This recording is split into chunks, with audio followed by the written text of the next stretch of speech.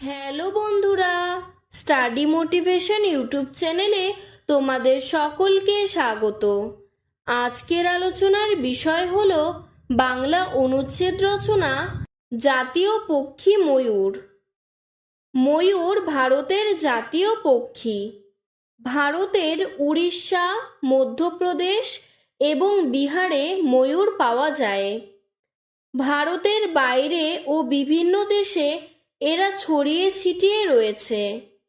সিংহল এবং প্রাচ্যের কতগুলি দেশেও এদের বসতি আছে। ময়ূর দেখতে খুব সুন্দর। গায়ের রং নীল ও সোনালি আভাযুক্ত। পেখমে রয়েছে চক চিহ্ন। এদের মাথায় ঝুঁটি থাকে।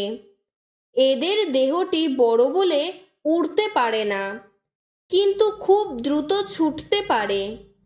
আকাশে মেঘ ডাকলে ময়ূর মনের আনন্দে নাচতে থাকে। ময়ূরের খাদ্য কীটপতঙ্গ, শস্য, ফল ও সাপ। ময়ূরের ডাক খুবই কর্কশ।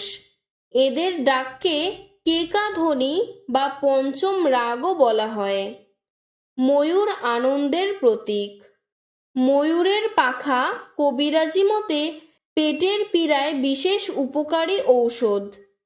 ময়ূরের পালক দিয়ে নানা রকম শৌখিন জিনিস তৈরি হয়। আজকের ভিডিওটি এতটুকুই। তোমাদের যদি ভিডিওটি ভালো লেগে থাকে তাহলে লাইক করে চ্যানেলটিকে সাবস্ক্রাইব করে দেবে। ধন্যবাদ।